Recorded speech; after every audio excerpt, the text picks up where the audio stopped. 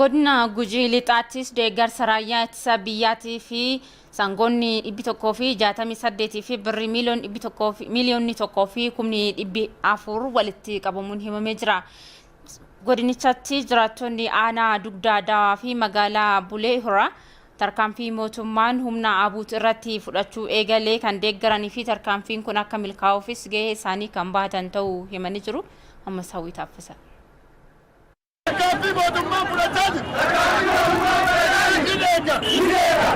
Godina Gujii Lixaatti deeggarsa raayyaa ittisa biyyaatiif sangoonni 168 fi birriin miiliyoonni 1.4 walitti qabameera.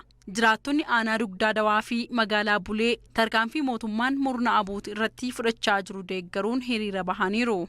Deeggarsa raayyaa ittisa biyyaatiif taasisan cimsanii kan itti fufan ta'uu isaaniis himan. Tarkaanfiin mootummaan eegalee duraanuu harkifatee ture amma jalqabe kun itti fufee injifannoo akka argannu abdii qaba.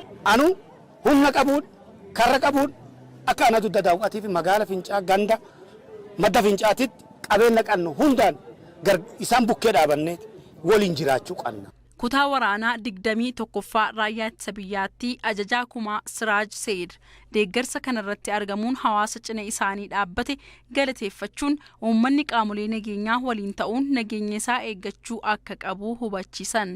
Uummanni Gujii akka uummata Oromootti sabaaf sablammoota isin keessa jirullee walitti qabatanii hundumaanuu tokko taatanii akka irra baatanii gartee dhaabbattan kanatti isaanillee dhaabbatanii ofirraa ari'u.